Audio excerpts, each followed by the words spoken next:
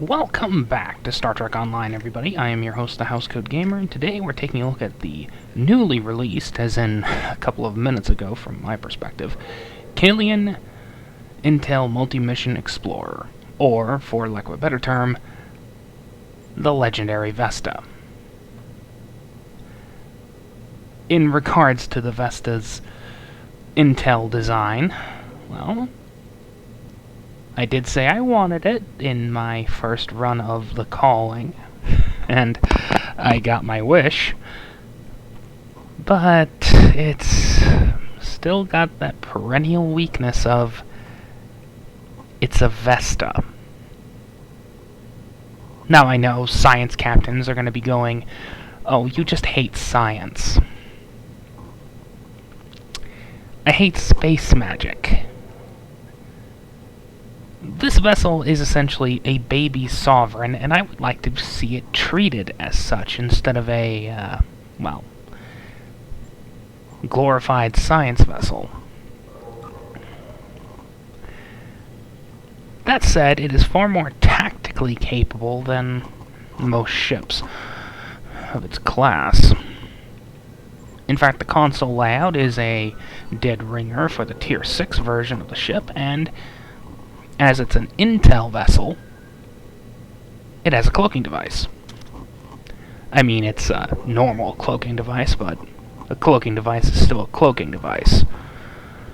And we finally have a, well, fourth vessel to join the Intel party. For Starfleet, that is. But we might as well consider a few other things, like, hello, fancy phasers. Let's take a look at all these. Might as well have a bonus thing, right? All black. Kind of reminds me of the, well, fleet phasers, for lack of a better term. Oh, yeah. Blast Assault looks good.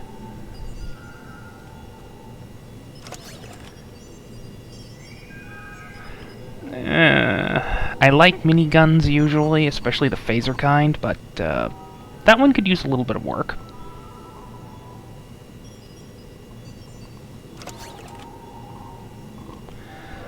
I now officially want phaser fleet phaser auto rifle.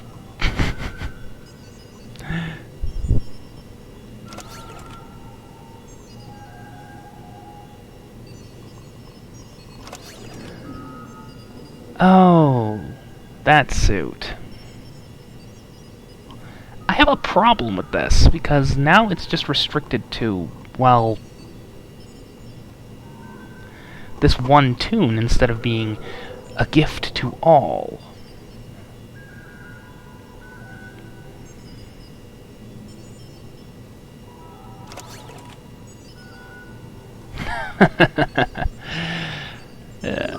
But back to the legendary Vesta.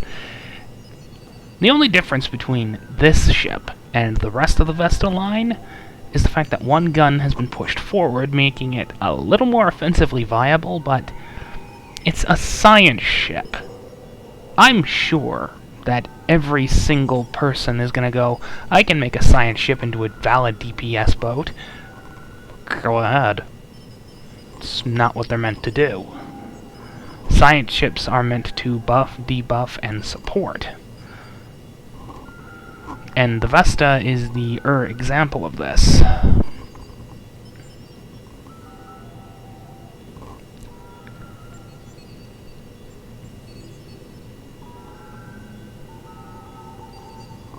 I will admit, though, at least it's nice to finally free up a few slots. Whenever I want to get my hands on the Vesta's, well, starship traits, I have to have 3 slots just for all 6 Vestas. Well, all 3. The Tier 6 ones.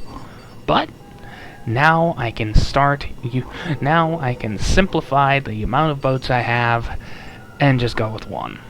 And due to cross-faction flying, I can do that for all the boats if I really want to. I don't, because, you know, Starfleet goes with Starfleet and aligned. Klingon gets Klingon and aligned. But for the boat itself, could have done without the booster.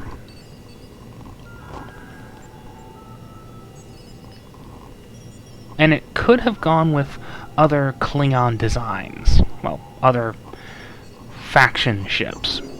Perhaps a legendary Romulan Nurexen, or legendary Klingon Negvar.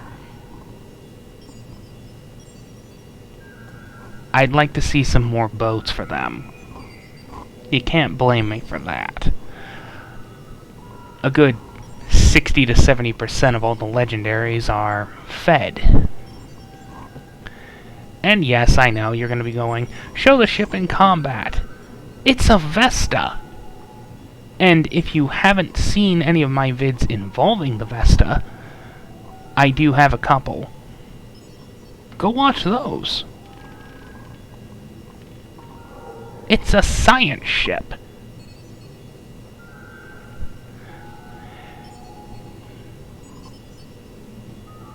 And science ships, they aren't my thing. Frankly, this thing would have served better as a cruiser. But then again, that's applying a actual naval doctrine to this thing and not RPG logic.